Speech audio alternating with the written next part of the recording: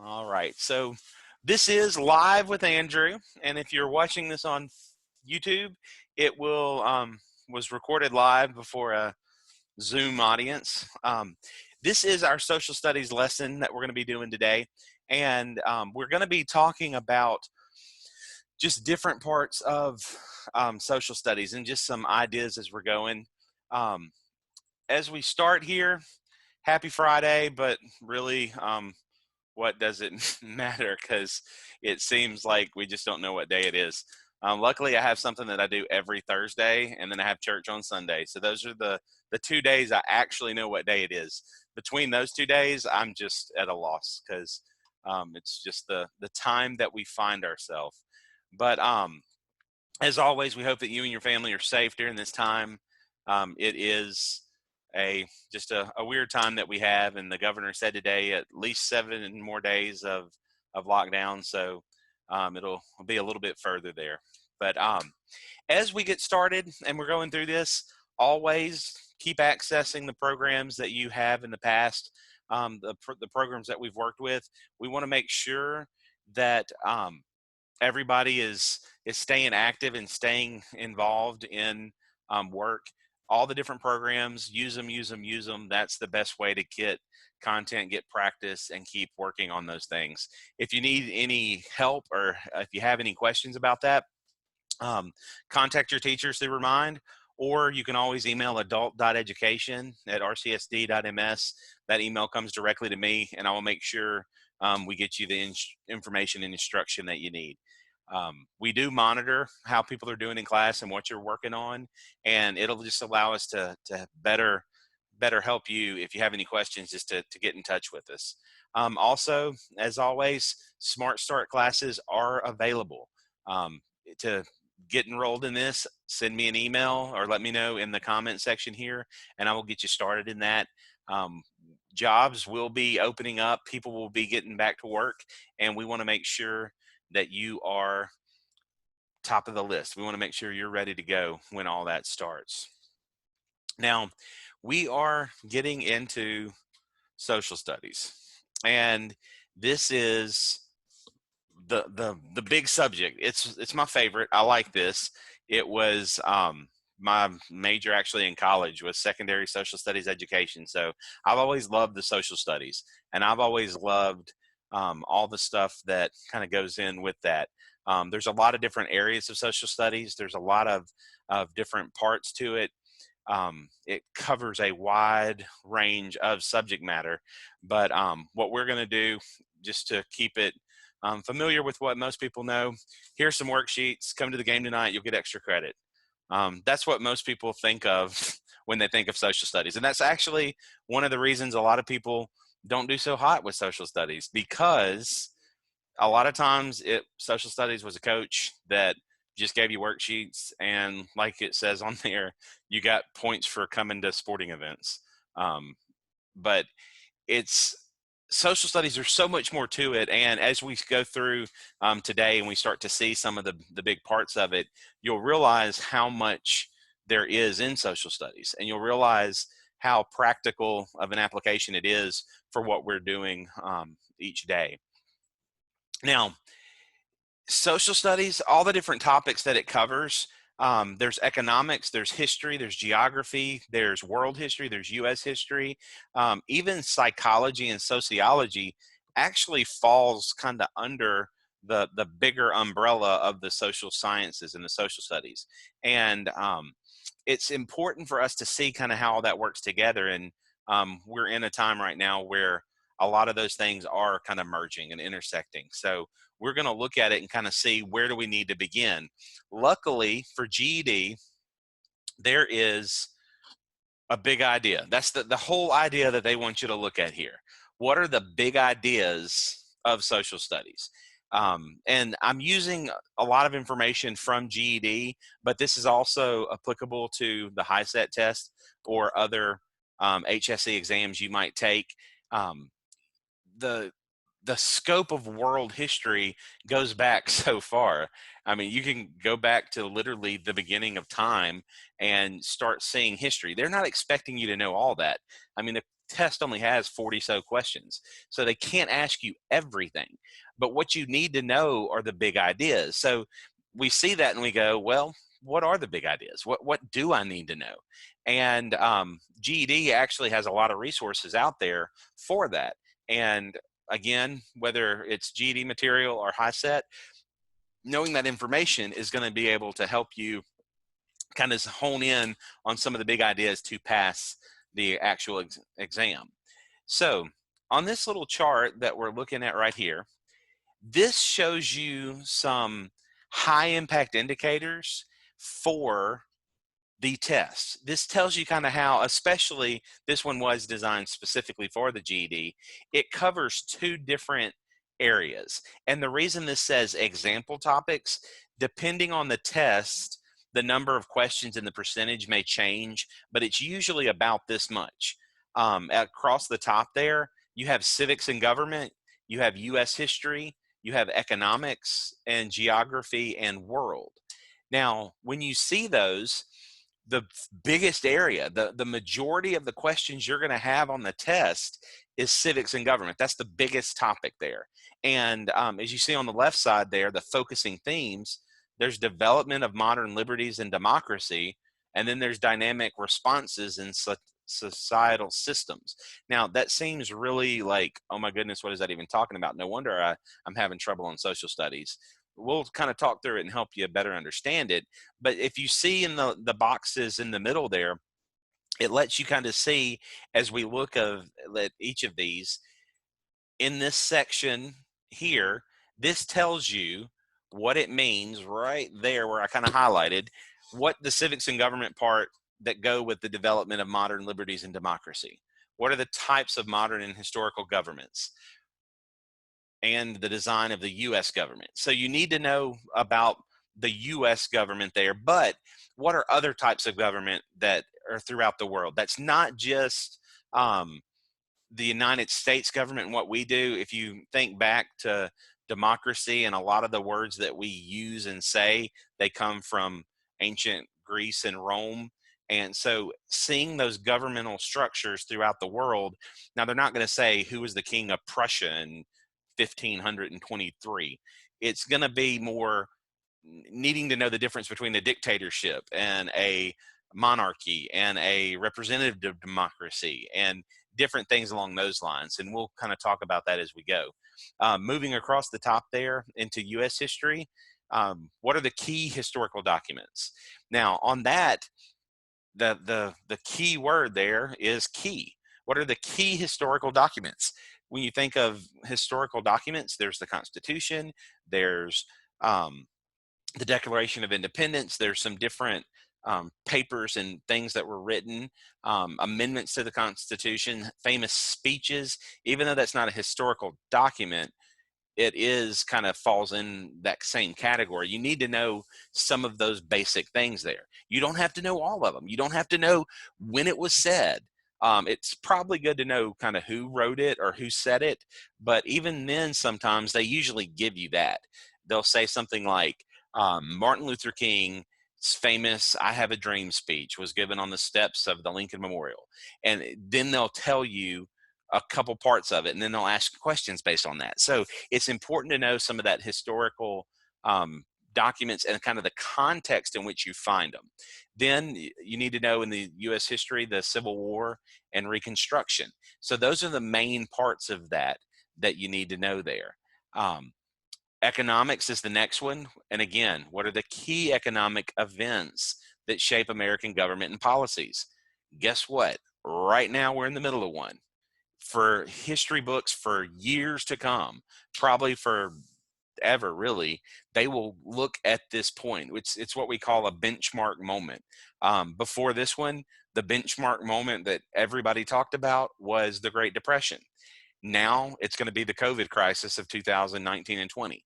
That's going to be one of those big moments, those pivotal events that really kind of changed the way the country was. Now that's a key economic event, but it's also, if you think of the second part of that shape American government and policies, 9/11, even though that wasn't a key economic event, it did have economic effects, but After 9/11, you couldn't carry anything on a plane like you could before.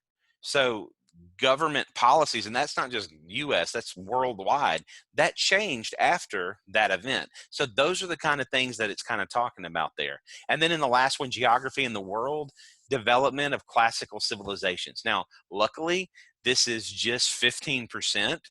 It kind of makes me, the history nerd, sad because it's only 15%.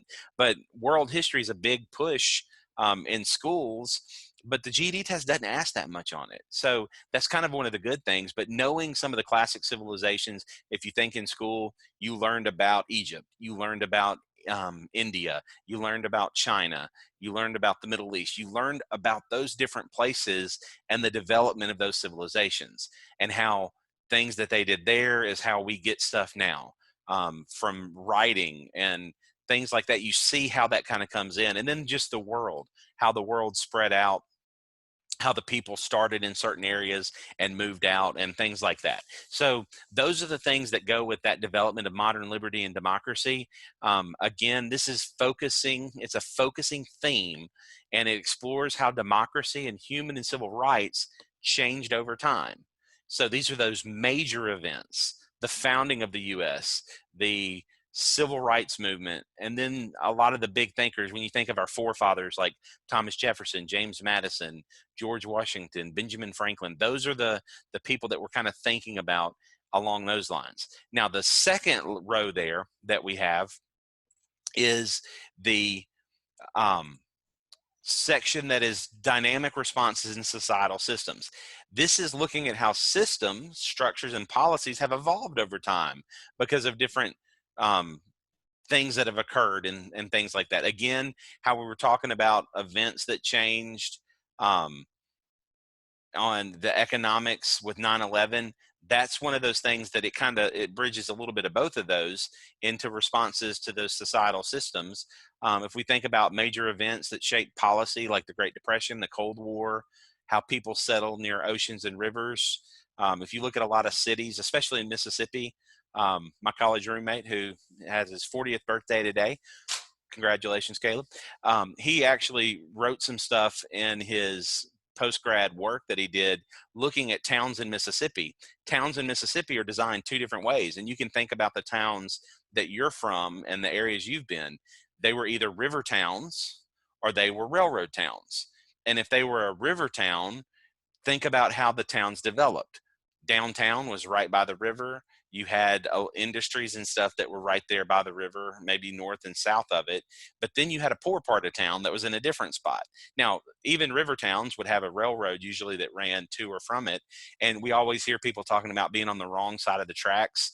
In railroad towns in other parts of the state, you had two different sides of the tracks. And it's just kind of the way that things were set up and designed, not intentionally, it just kind of happened that way.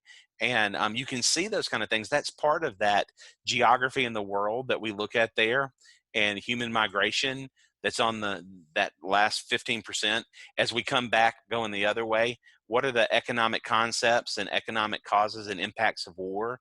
When we look at the Great Depression, we look at the different things that it started because of World War I just ended, the Spanish flu happened, there was a Great Depression after, it was in the 30s, after a roaring time of the roaring 20s. So you kind of see how things start and stop with that.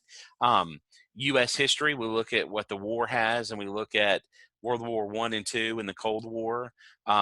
You could also think about some of the Gulf War that happened in the early 90s, and then the Operation Enduring Freedom and operations that have happened in Afghanistan and stuff. Those are going to start to be on the test more and more, but it's still going to kind of focus on some of these. And then the last one, political parties, campaigns, elections, and then contemporary public policy. If you see that, that falls under this 50% section.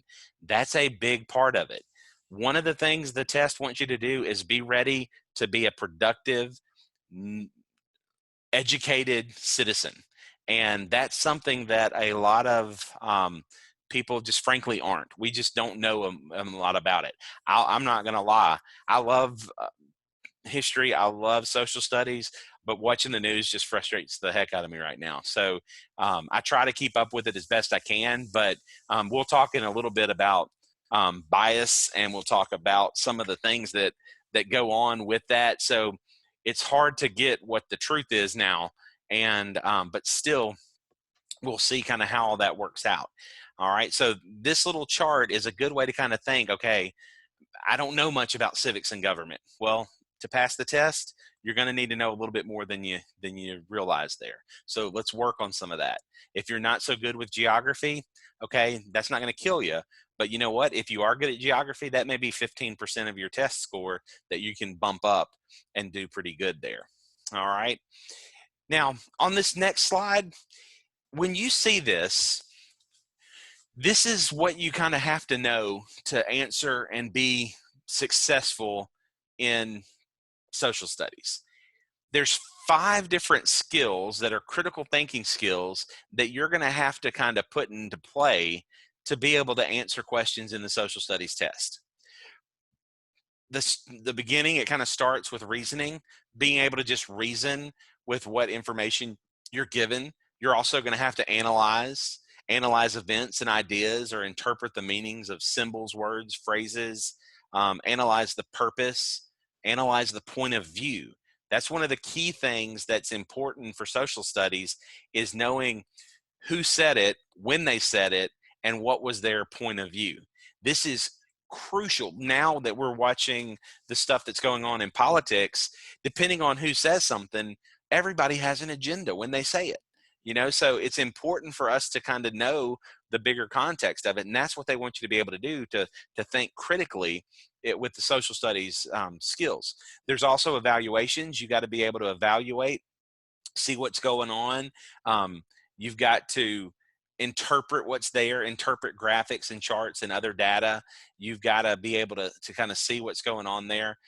With problem solving, you've got to be able to determine ideas and conclusions and hypotheses, to say, okay, why do you think this happened? Oh, well, maybe that's what did. Maybe look at this, and be able to really kind of break apart some of those concepts and ideas. And then decision making. Now, this is a circle there. As you're looking at this, you could actually jump in at any point. It's not like you have to start with reasoning and go from there. But these are all critical thinking skills that you're going to have to put together for coming to that decision of, okay, what's the correct answer? What's the conclusion that I got? A key thing is making inferences, knowing, okay, here's what information I know. Now, how can I apply that to something else? And inferences is one of the toughest things, because it's taking the information you know and creating a new thought. And a lot of times we just want to say, ooh, their answer put here. And we try to get real basic with it.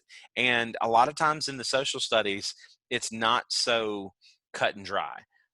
That's one of the things that's tough about the social studies area, because in math, you work a problem, you get a right answer.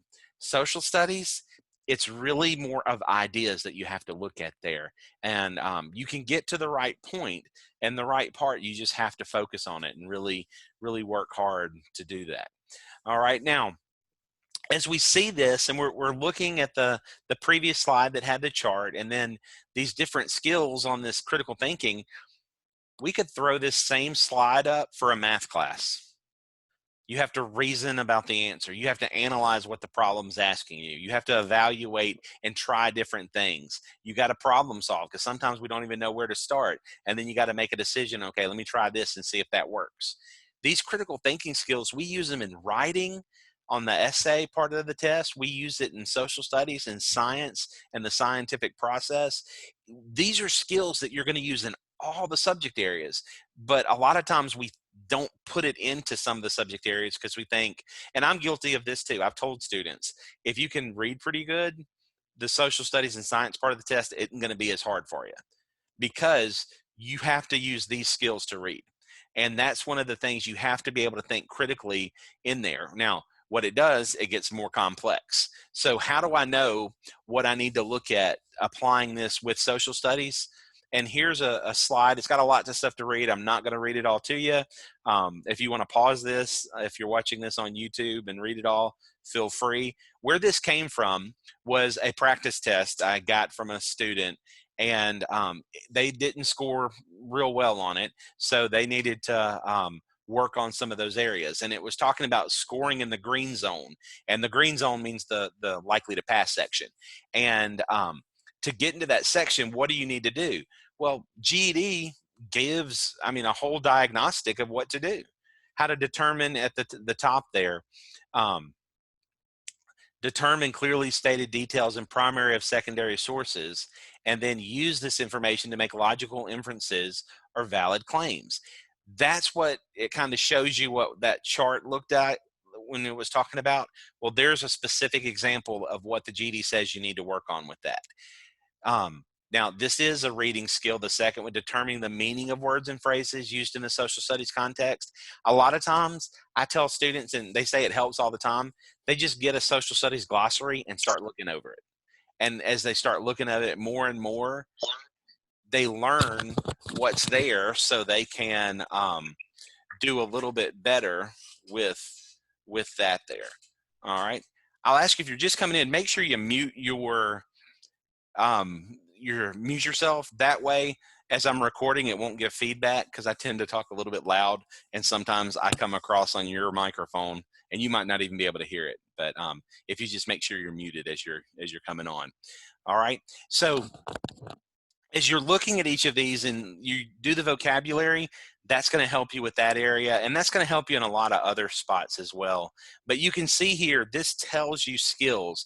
This is available on GED's website. When you go to the Social Studies practice session or section on there, if you take a practice test, it will give you this stuff and tell you what skills you need to improve on.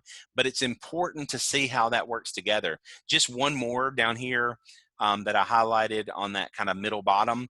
Recognize the difference between one event or action causes another, and whether the two events or actions are correlated to each other. So when you see, a lot of times we see something happen in history, well, two things happen. Are they necessarily connected? Are they both a skill? Are they both something that's going to give some sort of problem there? Is that going to be something that is an issue? So we just want to make sure that when we look at that, we're able to make some of those decisions. So as we move forward here, that's nice and all, right? But what do you study? Like, I've given you all this information, and it's a lot of stuff to go, well, where do I begin? What do I do? Like, I don't even know, like, what to study. And I'm going to help you out today with two different things we're going to work on and look at that'll help you be more successful on the test. One of the first things is, it's one of my favorite resources because it is so simple and it is just great to get to. Now, if you're watching this on YouTube with the recording, you could type all that in. It's easy just to search U.S. Citizenship and Immigration Services, or search for the citizenship test. And it's just a 100 question test that asks questions. And you can see I just put a couple of clips of it here. Like, what are the principles of American democracy? What's the supreme law of the land? Okay, so what's the law of the land? Boom, Constitution. Okay, so what's the law of the land? It's the Constitution. That's good to know. What does it do? It sets up the government. It defines the government. It protects the basic rights of Americans. That's good to know. All right, so in this thing, it has 100 questions asking you things like this. Another section of it, and remember when we were talking about systems of government, it asks you to name one branch or part of the government. And this is for the citizenship test. Well, guess what? They're going to give you 6 different names or branches. Now, there's only 3 branches. There's the legislative, executive, and judicial, but Congress is the legislative. The president is the executive, and the courts are the judicial. So just by reading this question thing, and it's just a list of 100 things with the question and the answer attached, they're telling me the 3 branches and their other names. So if I just read this and I get something and go, okay, I know it's legislative, executive, judicial, and then they say something about Congress. Well, that's not a branch of government because it's legislative, executive, judicial, but that is another name for it. So it's good look at this and to see what's going on there, so you can just study it. I love this resource. It's a great one to get some extra practice on the test. Now, what else is good with this?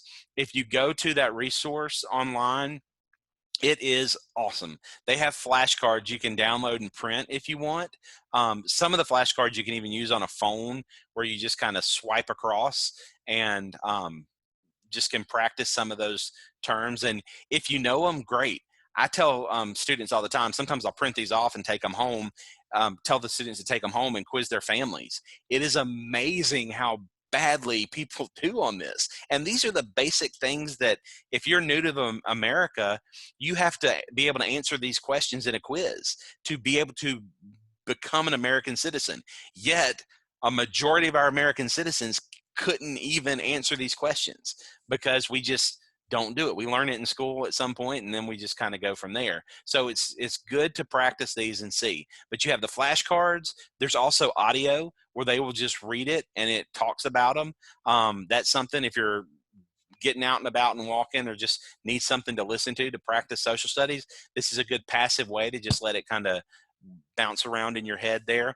There's also interactive practice exercises you can go on there, and it's like a little quiz. It'll ask you questions, and you can watch some videos, and it'll highlight museum objects to help you better prepare for the test. And then there's also an interview and a video of the interview process and the test, and they give quizzes and things with it. And then the Promise of Freedom, it's an introduction to the U.S. history and civics for immigrants. Now, again, this is for immigrants, but it's a good resource for us to learn the basic foundational information that the GED test is going to ask.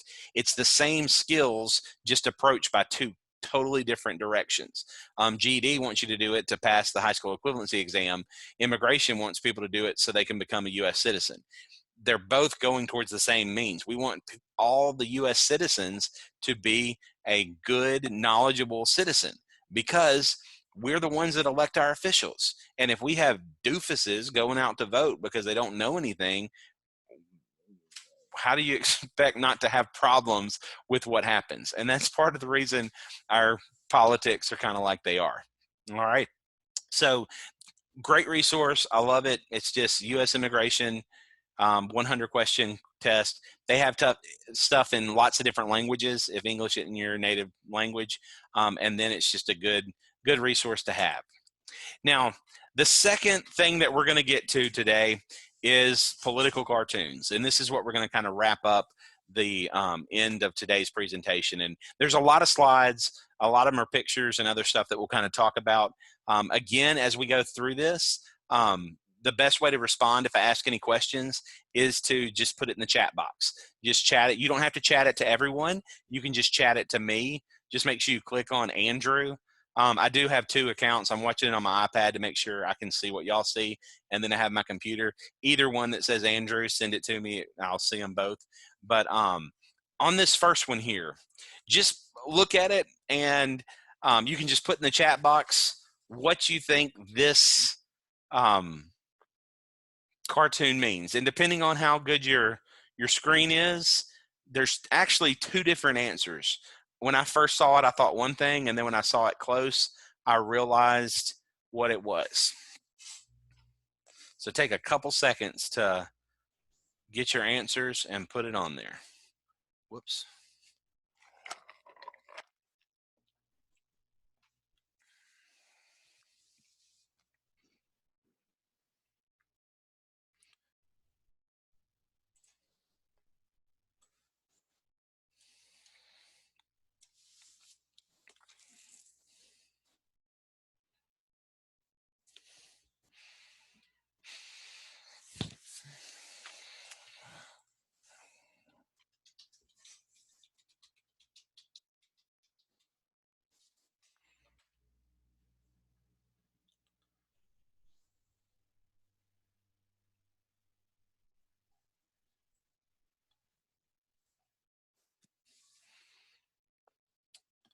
All right.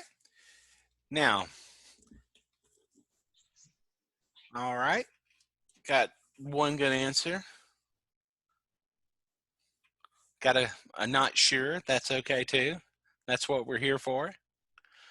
All right. So with this, if you look at the picture there, the picture is, I'm sorry, I just made it go blank. I'm trying to get my screen share back. There we go. But what the picture has is, hold on. I have too many things on my screen I have to try to see. Okay, so I'm back. What the picture shows, at first, when I first saw it, I thought it was bullet holes. And it says no school zone, it has bullet holes, and I was just thinking, oh, this might have something to do with school shootings. But if you're able to look closer and see, those are actually the coronavirus, what they say it looks like, the actual microscopic view of it. And it's saying it's a no school zone because of the virus. Because of the virus, we're not having school. So this is using a sign, something we're familiar with of a school zone, but they just change it to put a no in front of it and say no school zone, because pretty much across the country, schools are canceled, or not canceled, meeting remotely for the rest of the semester because the virus and what's going on with the school. So as we're looking forward, let's look at how to better understand political cartoons. There's 2 skills that you need to know. And this is one of the most challenging things, the visual image. A picture's worth 1,000 words. A political cartoon, I'd say it's worth 2,000, because it's usually got some more stuff to it than just a picture. And being able to interpret it is a skill you gotta practice there. And a lot of times what happens, we lack the context of the time. We don't know when it was written. If you saw this in 50 years, would it make sense to you? Maybe, maybe not.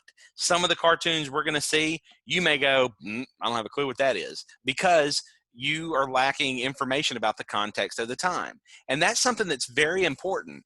If I said something about Hitler being good, you may go, wait, what?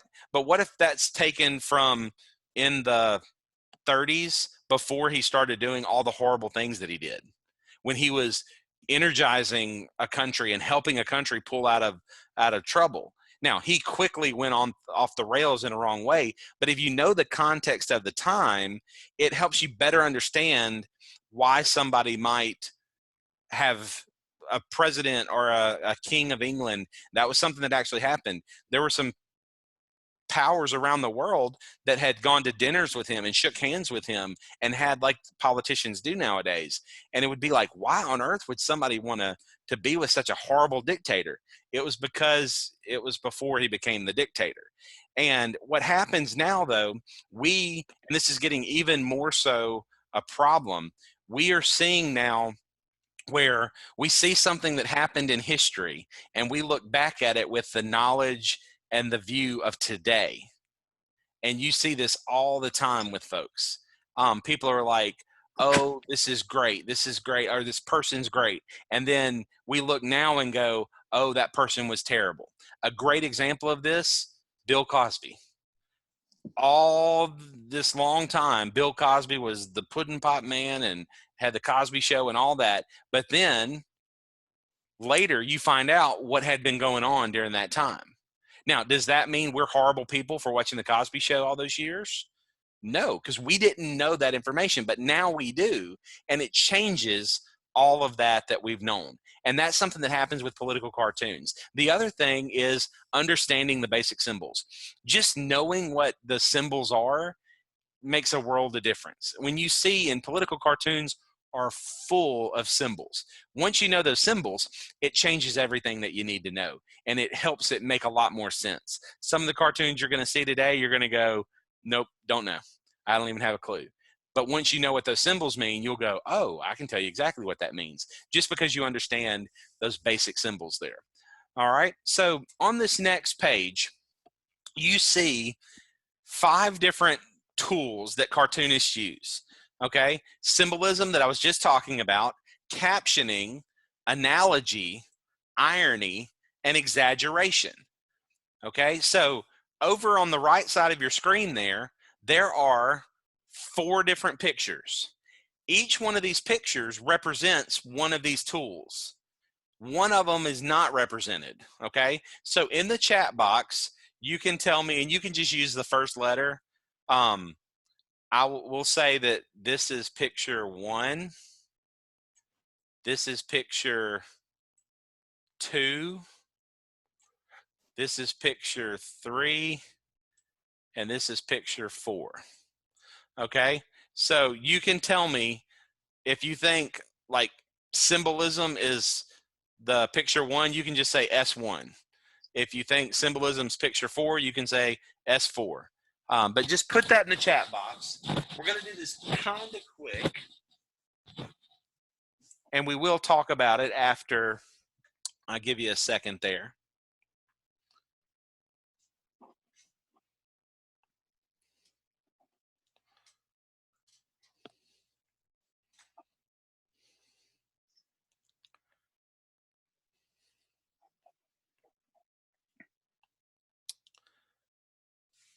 And as you're looking at it, I'm going to talk about a couple of the points on there and see if it helps you think of what it is. So symbolism, this is when you use simple objects or symbols to stand for larger concepts or ideas.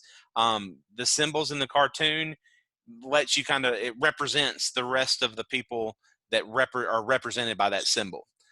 Exaggeration, this is when things are overdone or they exaggerate the physical appearance of people in order to make a point. Usually this starts to, you can really tell in exaggerations like this whether the person doing it is pro or if they're for or against this person. And this is an easy way to show bias. And it's the same way like in school, if you were picked on or you picked on people, hope not, but the things you would pick people on about, oh, hey, you got big ears, are you going to fly away, Dumbo? Those are the kind of things that these cartoonists do. Sometimes they can be pretty big bullies.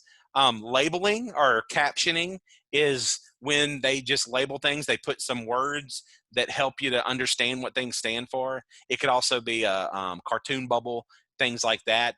Analogy is a comparison between two unlike things that share some characteristics, and it may be some sort of complex issue that they show. After you look at the cartoon, sometimes you can see what they're trying to compare. Sometimes it's not stated in the cartoon, so that comparison may be from something else that's familiar about that one.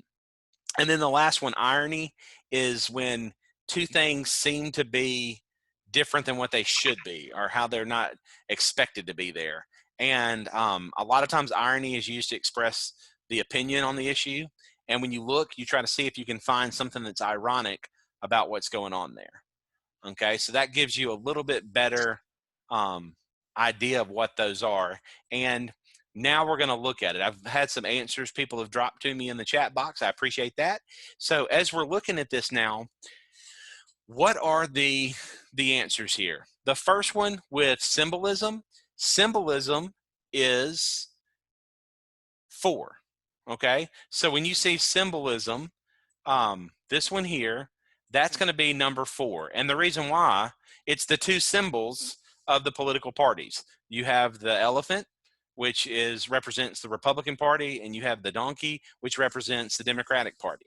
And that's why those two symbols represent that. We'll talk more about that in a second. The next one here that we have, captioning, it's not on here. It is not one of the ones that's shown. You could make an argument that number 2 could be captioning because it does have a picture, a sign, but it's not quite what we have there. Okay, analogy. Analogy is actually, in this one, it's number 1. And it comes from one of my favorite movies, Life is Like a Box of Chocolates. So that's an analogy there. Again, just having the box of chocolate there, you may go, what in the world? You got to kind of think to an outside thing, not just what's on the screen or on the picture. Irony is the next one, and that would be number 2. The kids sitting there, it says children at play. Not so much. They're playing, but on phones. They're not going to run into the street while now they may walk into the street because they're not paying attention, but they're definitely not at play. They're at screen time. And then the last one is number 3 there, which is exaggeration. You see in there, they have the president, super duper orange, lips super pursed, hair all over the place. So again, it's exaggeration, little tiny hands, big sleeve, things like that. Again, like I mentioned, it's where you're basically making a caricature of someone and making fun of their physical and outward appearance is what they do a lot of times on those exaggerations. Okay, so let's look at first some common symbolism that you see in political cartoons. One is death. Anytime you see a vulture, skeleton, skull and crossbones, that represents death. A donkey, Democratic Party, could also be unintelligence. This is not making fun of a political party. The donkey was there because of stubbornness. That's where it first started years and years ago. But if it's just a donkey itself, or somebody has a donkey ears or something like that, it could just be saying they're unintelligent or they're an idiot or something. The next one is the elephant. That represents Republicans. Occasionally it's people that remember something, because they say an elephant never forgets. Occasionally you'll see that in some political cartoons. A jester, court jester, it's like mockery, or sometimes they call him a clown. It's that same kind of idea there. Love, if there's a heart, or Cupid. Sometimes you'll see, like, if two political people are there, they'll have Cupid shooting them with an arrow, and it's just saying that those two politicians are aligned. There's some sort of connection or relationship that they have.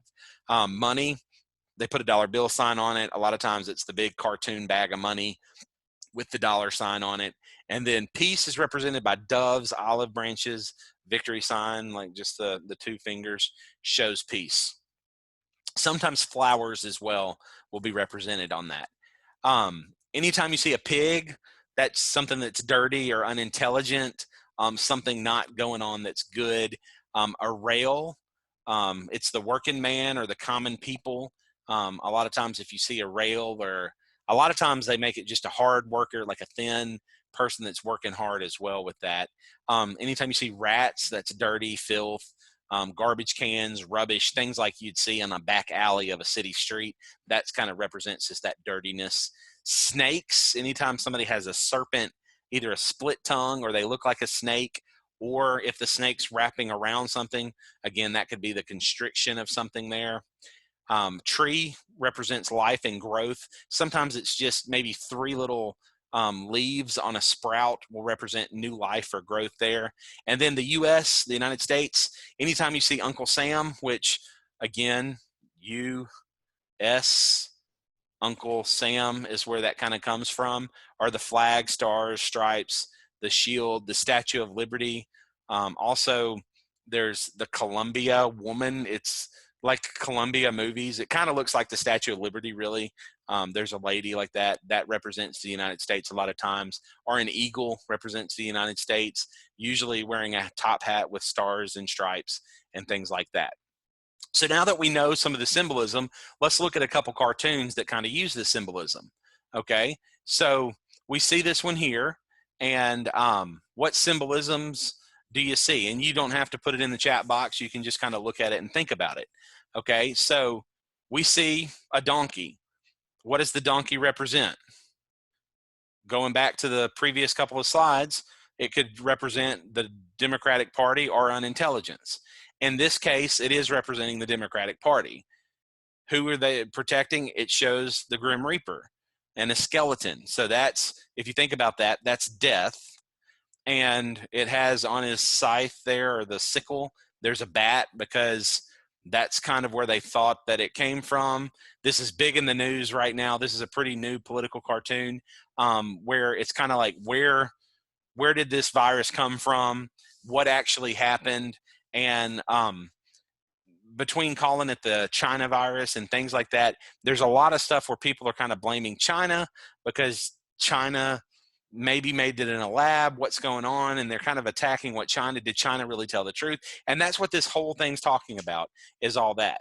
And one of the things, though, China's a big power in the world, and they have a lot of buying power because there's billions of people in China, and they produce a lot of our goods and other stuff. So a lot of times if we attack China, that makes it harder for us.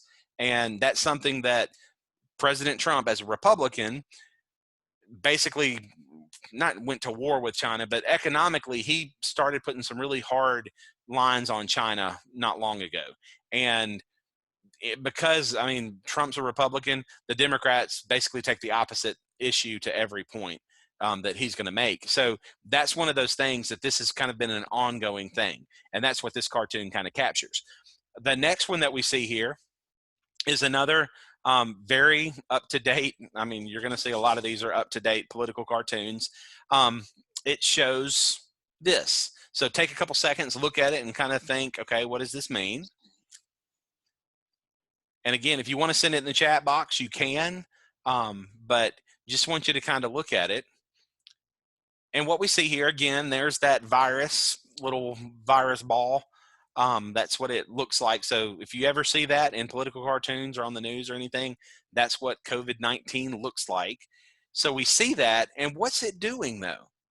We see the world, and we see smokestacks all around the world, and on one side of it, there's a lot of smog and smoke, and it's gray and dark and dingy.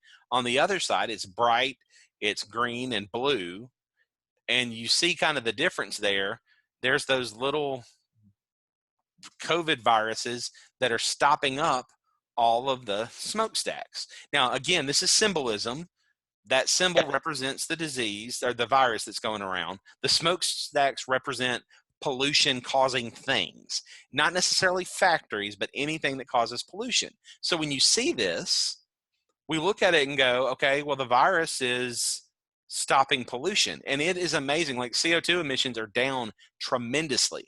Now, I could read you a long, boring news article about CO2 emissions are down 18% in the such and such, or I could show you a picture of it. And when you see the picture, you go, oh, I know exactly what that's saying. Because of the virus, people aren't driving. There's not as much production being done because things are shutting down. Now, the downside of this is it is hitting the economy huge, because if we're not making goods, we're not buying goods, people aren't getting paid to go buy their own goods. You can go to the store and see what we're lacking and what we're missing. There's a lot of bad to it, but one of the positives is the world is getting a little healthier because there's not as much people driving and doing things like that. All right. Now, as we get to the next part, we're looking at captioning. And this is where we're looking at labels, speech bubbles, things like that to see what does it say. And we first have to ask, what's the purpose of the caption? When you see a caption, just what's the purpose? Is it telling me more information? Is it giving me the context of what's happening? And I tell students most of the time, just look at the picture first and see if you can figure it out without reading the captions. Because sometimes the caption might send you down the wrong trail, or it'll cloud what your judgment is. So I always tell people, just look at the picture and see what's going on first, okay? The next thing is, see, is it a label? Is it an explanation? Is it a speech bubble? Is it a catchphrase? All right, then you're gonna look and see, does it communicate the message of the cartoon? And then the last thing, does it make a joke or a point about something? Okay, so when you see a caption, you have to kind of see, okay, what's this caption saying? Sometimes it seems contradictory to what's there, and that's where they're using some irony and other stuff. So look at this next one. This is from last year, okay? And you see the picture. You see, looks like a lady, a mom or so, and has a kid, and just piling them up with backpacks. Okay, just looking at the picture, it's like, why on earth is the mom putting so many backpacks on that kid? Well, then you read the speech bubble, and I put it down at the bottom if you can't see it real well, because they're bulletproof. That's why. And it says in the picture, you can see back to school sale, backpacks. This was a thing because of the different school shootings that happened. There were a lot of industry people in the backpack world that made backpacks that were bulletproof. And what this is just showing is how kids are having to be in school zones where it's possible that there might be a shooter. And it's just kind of a commentary of the world in which we live ourselves in. And the mom's just saying, hey, I want to keep you safe. So that's why I'm putting those on there. So in this case, the speech bubble tells us what it's about. Otherwise, it's like, why is the mom, maybe it's, if we didn't have the speech bubble, we could say, oh, they're giving so much homework, the kid's going to need that many backpacks, or something along those lines. All right. So that's one with captioning. Here's another famous political cartoon. I would not be surprised if this was on one of your tests at some point. This is called the Tammany Ring. This was in the New York Times way back in the 1800s. And the caption that was written below this was, who stole the people's money? And if you see here, it's all these people in a circle, and they're all pointing to the guy next to them. And if you zoomed in and you could see, each one of these people has something written on them. The big man on the far left, that's Boss Tweed. He was one of the political powers of that time, and it was part of that Tammany Ring. So if you see this picture, you see everybody's blaming somebody else. Not much has changed in politics. Everybody's blaming somebody else about what's going on. And when you have this, who stole the people's money? Oh, I didn't take your money. It was that other guy. And you kind of see how that goes. All right. Now, here's another. This is getting into analogy. This one might be a little hard to do if you don't have the proper knowledge to come up with the answer for this one. As you see in the picture, it shows a guy and he has these like wings on his arms or something, credit cards on his arms, and he's going up in the sky, and it says Icarus. And if you know anything about Greek mythology, Icarus and his dad, I think his dad was Daedalus, but they made these big wings out of wax and bird feathers, and they were able to fly and soar. But the problem was, if they flew too high, they got too close to the sun, and the wax would melt on their wings and they would crash and die. So as you are seeing this, you have the credit cards. So when you're looking at it, you're going, okay, what happens with the credit cards? And this particularly, if you see on his little waist thing, it says Greece. Greece has been in financial issues for a long time, and that's what they're kind of talking about. Credit cards a lot of times represent debt. That's buying money, or buying things with money that you're going to pay later. Okay, so it's buying things with money you don't have right now. And what this is showing, it's making an analogy between Greece overextending themselves and getting way above, spending more than they have, and they got to a point where they're too close to the sun and they're going to crash now. They've gotten too far away from where they're at. They have too much debt. So this little picture is an analogy. And again, if you don't know Icarus, you're going to look at it and go, no clue, what in the world? But if you know Icarus, it makes sense, because you know Icarus flew too high and he fell. And what this means, got too much debt, and he caused him to collapse there. Another issue that we're going to talk about, that was the last one, was about analogy. This next one's talking about irony. Irony is, again, when two things are different than the way they should be or expected to be. This is the one we had from the introduction a second ago when we're looking at the irony there. What are kids not doing nowadays? They don't go out and play like they used to. When I was a kid, we went out from sunup to sundown, constantly outside playing and doing stuff. Nowadays, kids are broke neck looking down at their phone all the time. And that's where this kind of shows a little bit of irony there. It says children playing, but they're not playing like they used to. That one's pretty self-explanatory there. The next one we have is talking about exaggeration. All right, so as we go to the next slide, this is exaggerating. And this is, again, looking at this pretty modern stuff. And if you see the picture, you can see the president there. And if you kind of look at the stuff all together, you see his lips stuck out. He's super orange. And they call him, instead of the POTUS, President of the United States, they added an extra U to call him the POTUS. And if you can kind of tell behind the podium, He's wearing like a bib, so they're making him like a baby in the picture. And it says, "The governors don't think me enough. The media is being mean to me. It's not fair." And it's just where they're exaggerating again, his small hands, his orange skin, his white around the eyes, his hair, and just the fact that they say he's pouting. That's just one of those that's exaggeration in cartoons. Another one that shows, this is a little closer to home here. This is by Marshall Ramsey, one of the greatest political cartoonists and just cartoonists around. And this one, I love because I am a Mississippi State fan, but it's exaggerating. Well, probably. I don't think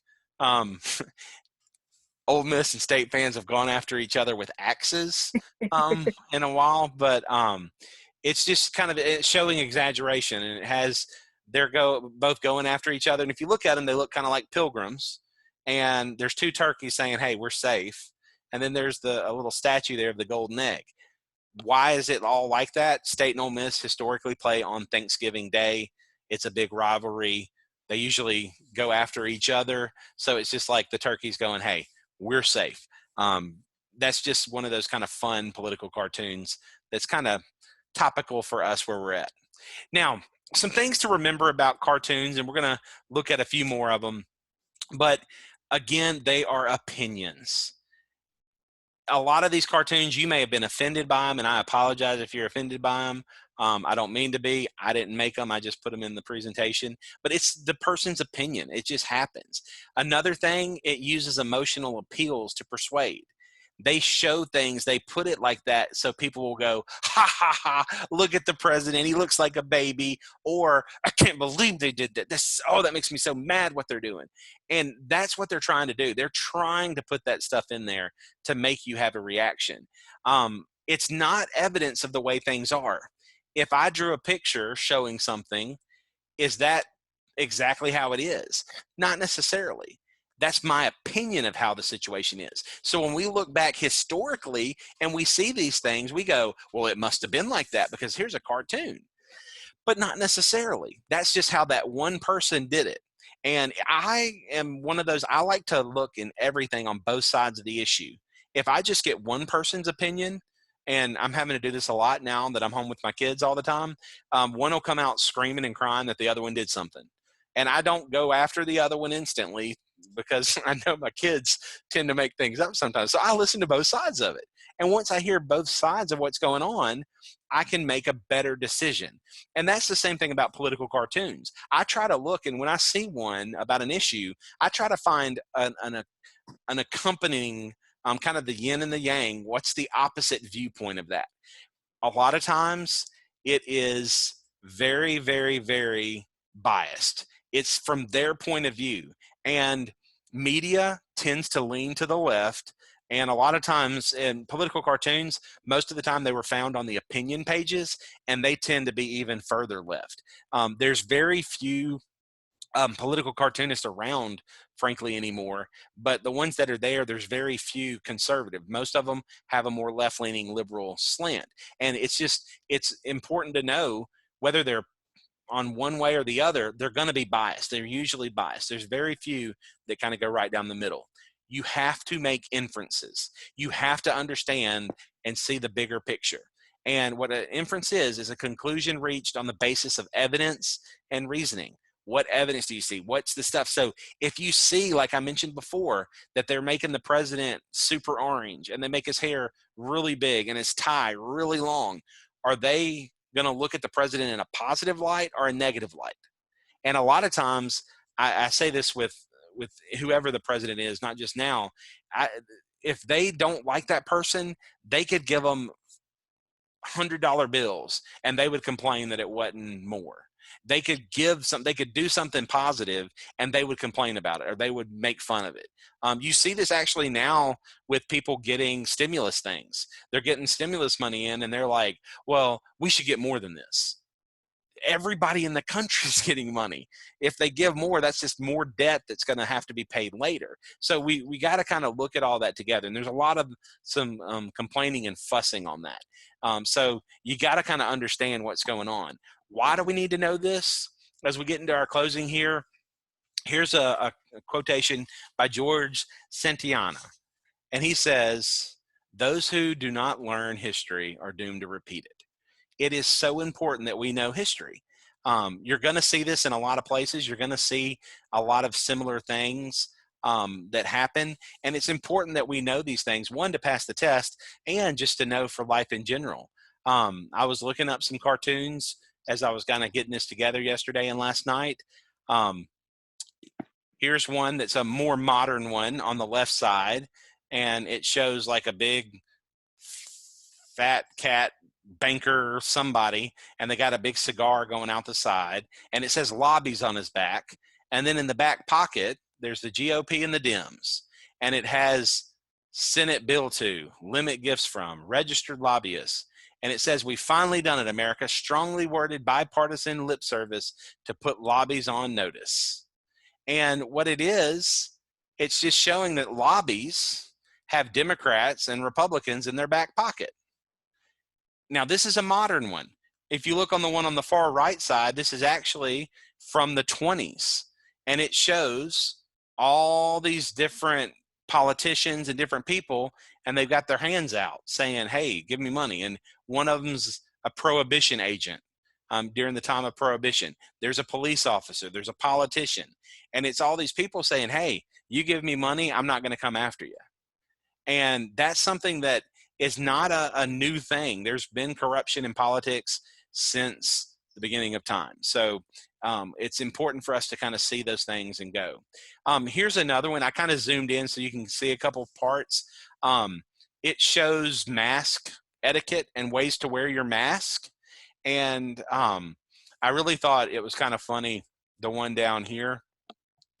This guy, a hint for smokers: if you have a mask, just put a little thing around it and smoke through the mask. This one was kind of funny as well. One young gent ought to be masked. It's a baby crying. This one over here, it was cut off on the thing, or I would have put it, but the one up here, it said, "The new cook, another case of mistaken identity." She hits him with a rolling pin because she couldn't tell who he was because he was wearing a mask. This is from, now, are we wearing masks right now? Yes, but this is from 1918 during the Spanish flu when they were wearing masks. And it's just, there's cartoons. I saw some cartoons that were similar to this as I was looking through, and it's just kind of amazing how that is. Here's a cool slide from 1918, and this one's titled "Death Gripping the World." Is that pretty much something similar that we could say today? Yeah. Yep. 1918, there's pandemic, death around the world, but it's also in 2020, there is death gripping the world, and because of pandemic. And that's just one of those things. When you see the world and you see history, it has a lot of stuff that's cyclical. It comes around and it goes around and it comes back. And understanding the context of when things were kind of helps you better understand what's going on. Now, this lesson that we did today will be available on our YouTube channel.